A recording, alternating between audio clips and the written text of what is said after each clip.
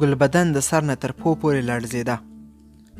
هغې ته په یاد شول چې په دې محل کې پخوا هم دغسې یوه لوبه تېره شوې وه چې وروسته نتیجه یې بغاوت ته رسېدلې وه. د دې محل په دیوالونو کې محبت سم نه و راغلی.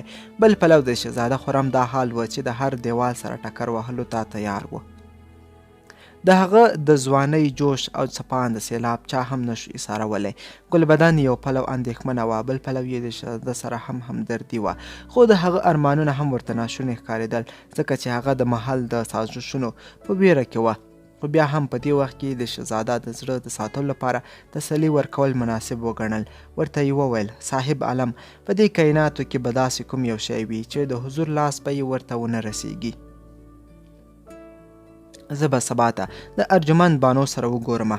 د محل هغه لارې چې بل چاته معلومې نه دي ما ته معلومې دي. زه واده کوم چې ستا دغه خادمه به ستا محبوبه ضرور ستا قدمونو ته راوړي. شهزاده وویل بس ته اوس لاړه شه. ما یوازې پرېږده. ګلبدن سلام وکړ او روانه شوه. بله ورځ د سردار آصف خان د حویلۍ مخکې یو شاهي بګۍ ودرېده. خدمتګارانو خبر ورکړ چې د شهزاده خرم خاص خدمتګاره ګلبدن د ارجمند بانو سلام ته راغلې ده. د دې خبرو په اورېدلو د حویلۍ په غړو یو څه اثر پرېوت، مګر د مهرنسا زیرکو سترګو خپل رنګ بدل کړو. خو ګلبدن په دې ویلو یو څه مطمئنه کړه چې د ارجمند سره یې په مینه بازار کې لیدلې وه. پرې ښه لګېدلې وه ځکه یې د لیدو ته راغلې او بیا به هم ځي او راځي. خو مهرنسا ډېره هوښیاره ښځه وه. د خدمتګارانو په بهانو پوهېدله، مګر مطمئنه خو نه شوه. لیکن خپل تاثیرات یې هم ظاهره نه کړل. د ارجمند بانو یوې خدمتګارې ګلبدن ته د لاس نیولې وه او د هغې کوټې ته رادننه شوې. ارجمند بانو هم د ګلبدن ښه توت هرکلی وکړ. داسې یې محسوس کړه چې ګوندې شهزاده خرم خپله یا د هغه یوه ډالۍ ورته راغلې ده. ګلبدن ارجمند بانو ته وویل ته څه خبره یې چې ستا په یو نظر لیدو شهزاده خرم کوم حال ته رسېدلی دی. شپه او ورځ بس هم ستا خبرې کوي. خواصو یې بلکل کار پرېښی، خو چې ډېر مجبور شو زه یې په پټه ستا خواته رالیږلی یمه. ارجمند بانو وویل الله دې خیر کړي. څه شوي په شهزاده خرم باندې؟ ګلبدن وویل نور به څه وي، هغه ستا په محبت کې ګرفتاره شوی دی او ما ته یې دا پیغام راکړی چې تر څو تا ونه ویني نه به څه وخوري او نه به څه وڅښي. ارجمند وویل زما سر او مال به په هغه قربان شه که رښتیا درته وایم. نور زما حالت هم د هغه نه څه کم نه دی، خو زه په کومې طریقې د هغه سره لیدلی شم ځکه د ګونګو سویو د بازار په ګرمېدو به وخت ونه لګي. ګلبدن وویل د دې لپاره ما یوه طریقه جوړه کړه. د په کلا کې ښځینه مشاعرې جوړیږي. ستا د کورني غړو ته به هم پکې د ګډون بلنه ورکړل شي. ته به هم ورسره راشې. شهزاده خرم به ستا په انتظار وي. ارجمند بانو وویل سمه ده، زه به هلته ضرور درځم. ګلبدن وویل زه به اوس لاړه شم. بس ته مې له همدې خبرې نه خبرولې تر څو پورې چې ګلبدن د ارجمند بانو سره وا د حویلۍ د ټولو سترګې د هغې کوټې په لور وي. د ګلبدن د تلو نه پس مهرانسا د ارجمند بانو کوټې ته راغله او هغې ته یې برک برک کتل. د راتلو سره سم یې وویل دومره پوره الوتنه مه کوه چې وزرونه به دې پرې کړی شي. ارجمند بانو وویل زما نه څه ګناه او خطا شوې ده چې ته داسې په غوسه یې. مهرانسا وویل ګلبدن ولې او د څه لپاره دلته راغلې وه؟ ارجمند بانو وویل هغه له ما سره د دوستۍ خواهش لري. مهرنسا وویل ښه نو ته به اوس له یوې کنیز سره دوستانه کوې؟ ارجمند خو زه هغه منې کولی هم نشم. مهرنسا وویل رښتیا ووایه چې څه خبرې یې در سره وکړې؟ ارجمند وویل هیڅ هم نشته، ته هسې شکونه کوې. مهرنسا وویل تېره ورځ ته په مینه بازار کې څه وخت ورک کوې او دا هم راته د هغې شېبې کیسه معلومیږي، خو په یاد لره اوس هم سره وخت دی. څه نه دي تللي، زه درته وایم شاته شه د شهزاده خرم به هیڅ هم ونه شي، خو ته به ژوندی په دیوال کې ایساره کړی شي او ستا د وجې به چې په کورنۍ کوم تندر را پرېوځي هغه پرې له پاسه. ارجمند بانو وویل زه نه پوهېږم چې ته څه وایې. مهرنسا وویل چې خبره خوره شي نو بیا به په هر څه خپله پوهه شي. ما هم دنیا لیدلې، نور به زما د اجازې نه یو قدم هم د حویلۍ نه بهر نه اخلې. دا یې وویل او په غوسې سره له کوټې ووتله. د مهرنسا د تلو نه پس هغې تر ډېره وخته پورې سلګۍ وهلې. بیا یوې خدمتګاره چې ګلفام نومېده د ارجمند د خدمت لپاره مقرر شوې وه کوټې ته راغله. د راتلو سره سم یې وویل ارجمند زما خبرې په غور سره واوره. ګلبدن ما ته هر څه ویلي، ما خپله ملګرې او راز داره وګڼه. ارجمن ورته وویل خو زه پر تا څنګه باور وکړم. ګلفام وویل ته به پر ما یقین کوي او زه هم ستا د احوال اخیستلو لپاره ټاکل شوی یم، خو د مهرانسا نه به هره خبره پټه ساتي ځکه چې نن سبا دیوالونه هم ستا څارنه کوي.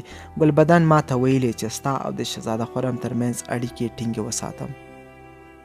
که ته بیا هم په ما یقین نه کوې نو یوه ورقه لیک د شهزاده خرم په نوم ولیکه، زه به یې هم دا اوس ځواب راوړم. ارجمن د شک او یقین په لومه کې راګیره وه چې څه وکړي.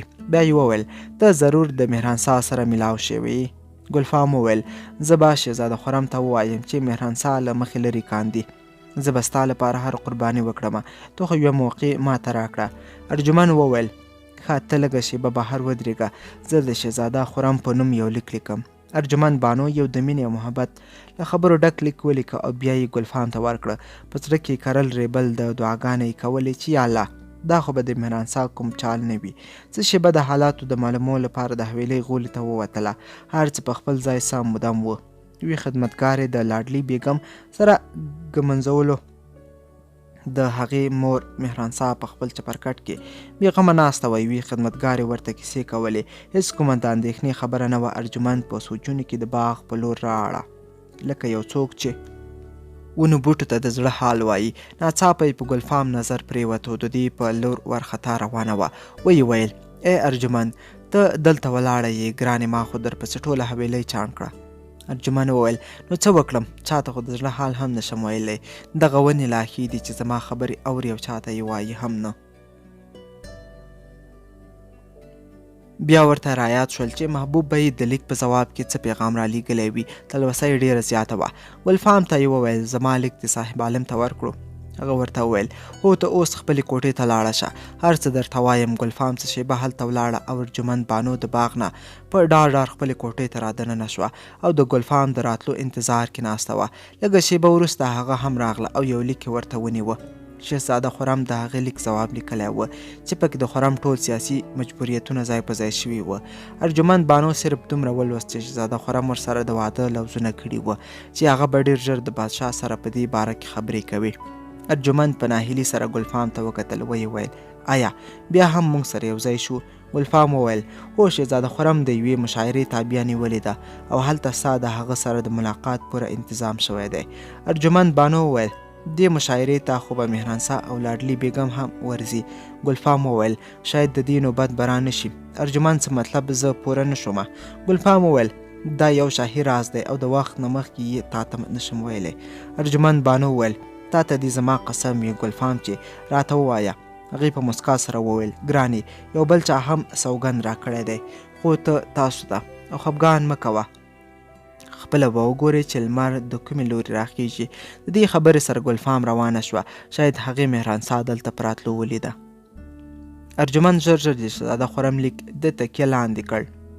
د چرپکټ نه راکوزه شوه او په احترام سره ودرېده چې ګوندې د مهرانسا د راتلو هرکلی کوي.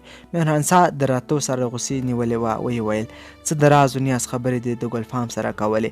ارجمند وویل هیڅ هم نه، هغه خو یوه شېبه زما لیدو ته راغلې وه. مهرانسا وویل زه نن کلا ته تللې ومه. ارجمند ښه نو بیا؟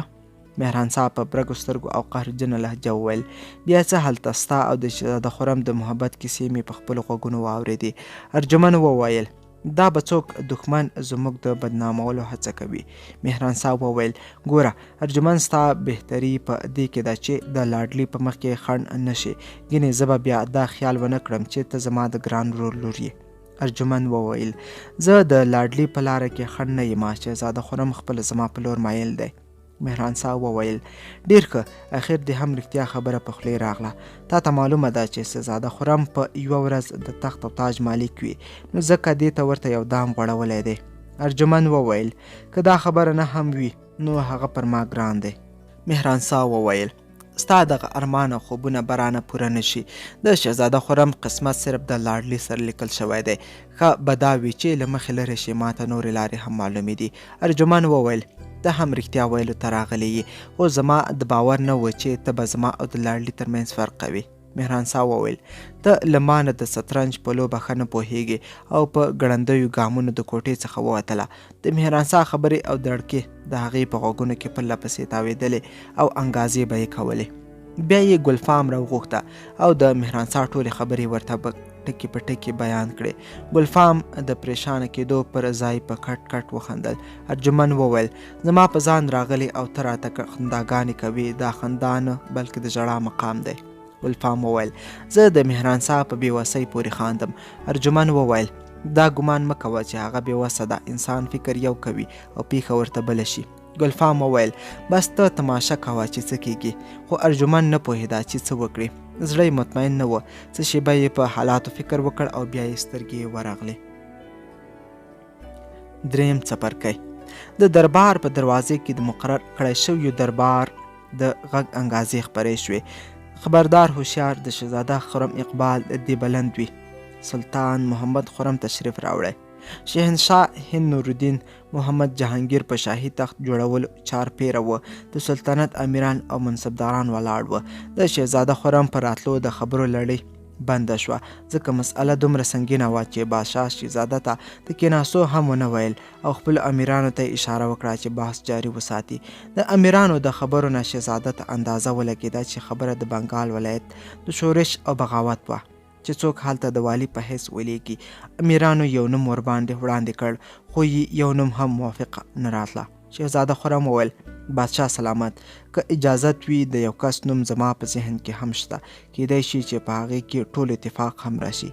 بادشاه وویل وایه خرم جانه، ته هم خپله رایه وړاندې کړه. شهزاده وویل بادشاه سلامت، تاسو د علي قلی بیگ نوم ولې له نظره غورځولی؟ د هغې مېړانې او زړورتیا ته خو هم قایل یې. د شیر افغان لقب خو تا ته به هم لورولی و. هغه ډېر ضدي او جګړه مار قمندان دی. نور زما په نظر د هغې نوم د بنګال د والي لپاره ډېر مناسب دی. بادشاه وویل هغه څنګه؟ شهزاده وویل داسې چې هغه به ستا له نظر نه یو څه لرې هم شي. بادشاه وویل شاباس خرم، دا خبره هم د بل چا په فکر کې نه وه، چاته یې په اړه سوچ کړی نه و، ځکه خو تا په ما ګران یې، ډېر هوښیار یې، د حکمرانۍ ټول جوهر په تا کې موجود دی. زه هم د اوس فرمان جاري کوم چې علي قلی بیگ دی د بنګال والی مقرر کړی شي. د دې فیصلې نه پس دربار وتړل شو. چې کله ټول امیران رخصت شول نو جهانگیر شهزاده خرم ځان ته نږدې کړو. ورته یې وویل ستا ځیرکتیا او استعداد زه ډېر متاثره کړم. زه په دې فکر ډېر خوشحاله شوم چې زما نه وروسته د اکبر اعظم د دغه ستر او عظیم الشان سلطنت سمبالونکی خو څوک شته. شهزاده وویل بادشاه سلامت، دا ستا حسن نظر دی. بادشاه وویل که ته کله هم له ما نه څه وغواړې نو زه به د شهنشاه نه بلکې د یو پلار په حیثیت فیصله وکړم. د شهزاده خرم شونډې څه شېبه ښورېدلې، خو هغه الفاظ یې پیدا نه کړه چې په مرسته یې ارجمند بانو غوښتې وای. شاهي روب په هغه کې غالب و. بیا یې د بادشاه په غېږ کې سر کېښوده.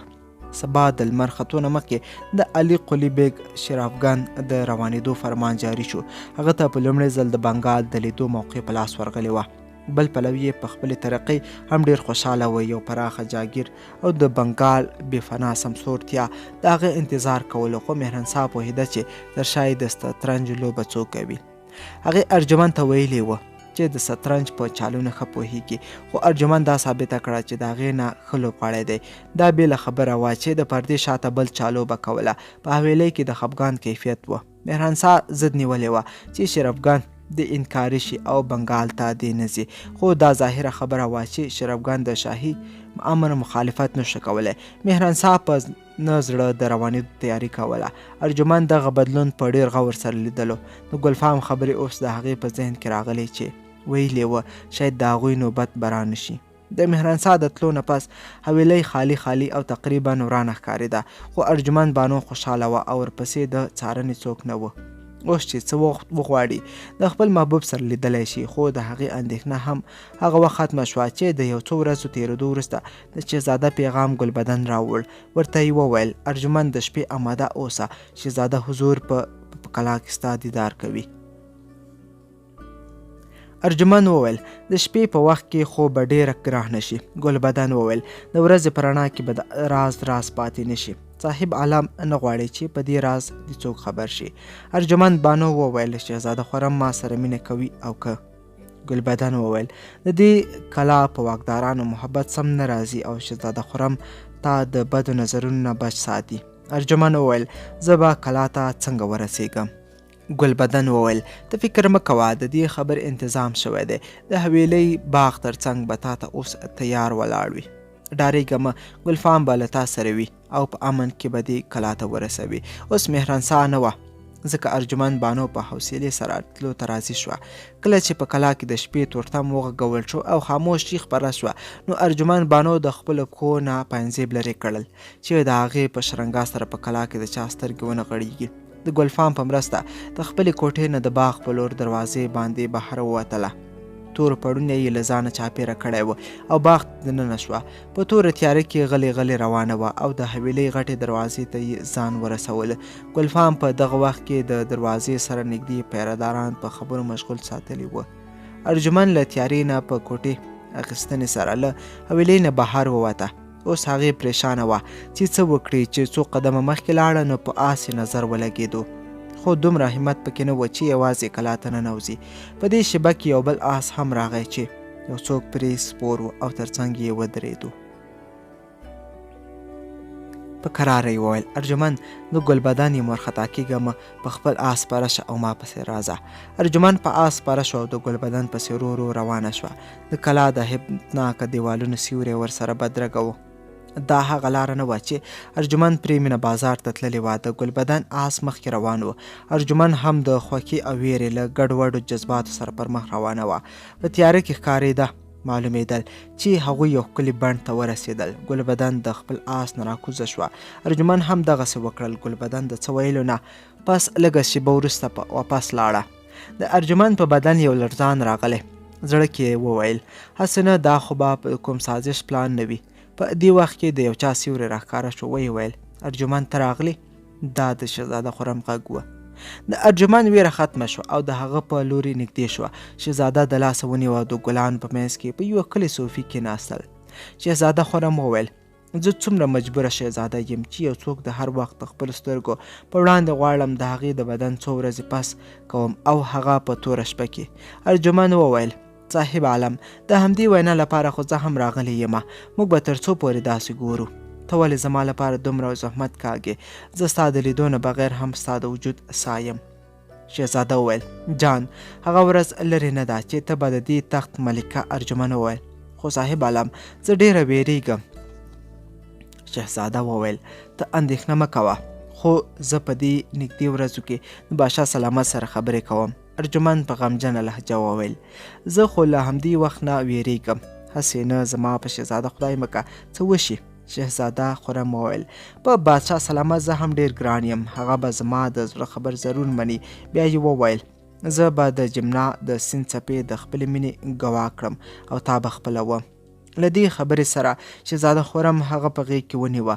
اوس په سینو کې د دوه زړونو خاموشي خبرې کولې. سپوږمۍ هم شرارت شروع کړ. کله به په وریځو کې پټه شوه او کله به د هغه وخت د تاریخ لیکونکو لپاره راښکاره شوه چې په همدې شېبې کې قلم بند کېده. بیا ارجمند وویل زه به اوس لاړه شم، هسې نه په حویلۍ کې څوک ویښ شوی نه اوسي. شهزاده وویل وعده وکړه چې زما د سترګو د یخوالي لپاره به راځې. ارجمند وویل په توره تیاره کې ګناه کېږي، محبت نه. دغسې راتګ زما نه خوښېږي. شهزاده وویل د خپل خرم لپاره هم نه. ستا لپاره راته ځان قربانول اسانه دي. خو شهزاده وویل زه به ګلفام ته ووایم چې تا بیا راولې. ارجمند وویل له بادشاه سلامت سره خبرې ولې نه کوې؟ شهزاده وویل ما ستا د رضا د معلومولو انتظار کولو، زه به دا کار ډېر ژر وکړم. شهزاده د هغې مخ په دواړو لاسونو کې نیولی و او ورته یې وویل یو خبر راته وکړه، که ماته تاج و تخت په نصیب نه شو آیا بیا به هم ته زما یې؟ ارجمند وویل زه په هر حال کې صرف او صرف ستا یم. بیا شهزاده وویل ښه نو واده وکړه چې د واده نه پس پاته یوه شېبه هم له ما نه جدا کېږي. ارجمند وویل زه واده کوم چې د جنګ په میدان کې به هم ستا تر څنګ ولاړه یم. شهزاده لاس ورکړ او د ونو په منځ کې صوفي نه راکېوتل. ګلبدن د سره ولاړه وه. دواړه په خپلو آسونو سپرې شوې. ګلبدن مخکې او ارجمند ورپسې شاته روانه وه او په هغې لارې د کلا نه بهر ووتلې. ګلبدن ورته وویل د حویلۍ له دروازې سره به ته د آس نه کوزه شي. ګلفام به هلته ولاړه وي. موږ ټول بندوبست کړی. تا ته به د حویلۍ دروازه پرانیستل شي او سیده به د خپلې خوب کوټې ته لاړه شي. ارجمند همدغسې وکړ او د ګلفام خواته ورغله. ګلفام ته یې وویل په حویلۍ کې خو به هر څه سم وي، هسې نه د چا خو به شک نه وي راغلی. ګلپام په خندا وویل هی ساده، د چا پیریان به رانه خبر نه شي، ته به یې بېغمه اوسه، خپلې کوټې ته لاړه شه. سحر له سپېده داغ سره په کلا کې د تورتم غږونه پورته شول. دغه تورتم په هغه وخت غږول کېده چې شهنشاه هند به له اکړې څخه روانېدو. د شاهي جلوس منظر به د لیدو وړ و. د جلوس د تېرېدو نه مخکې به مغول عسکرو د لارې د صفا کولو هلې ځلې کولې. د شاهي ساتونکو عسکرو ډلګې به ځای پر ځای خواره واره ولاړ و. د باادب خبردار هوښیار اوازونه به پرله پسې پورته کېدل. د بادشاه د سورلۍ مخکې به فیلان روان و. په هر یو فیل به شاهي ساتونکي سپور و. د مغولو شاهي بیرغ او نشان به ورسره و. ربي آسونه د پیده عکسونو پسې به وروسته روان و. د منصبدارانو او امیرانو د سورلیو شاوخوا به شاهي محافظین په آسونو سپاره وه. نیزې غشي پړقېدونکي توري او ډالونه به ورسره وه. داسې به ښکارېده لکه بادشاه نه بلکې ټول مغول سلطنت سفر کوي. ارجمند ژر ژر راپاڅېده چې د حویلۍ د پاس چت نه د شاهي جلوس ننداره وکړي. د حویلۍ خادمان خدمتګارې ښځې له وخته پاڅېدلې بلې ته ختلې وې. ارجمند په همدې تکل قدم اخیستو چې ګلفام پرې غږ وکړ. ویې ویل ای ارجمند، تا څه اورېدلي که نه؟ ارجمند وویل هو، همدا اوس مې د تورم غږ واورېده. جوړې بادشاه سلامت بیا سفر ته درومي.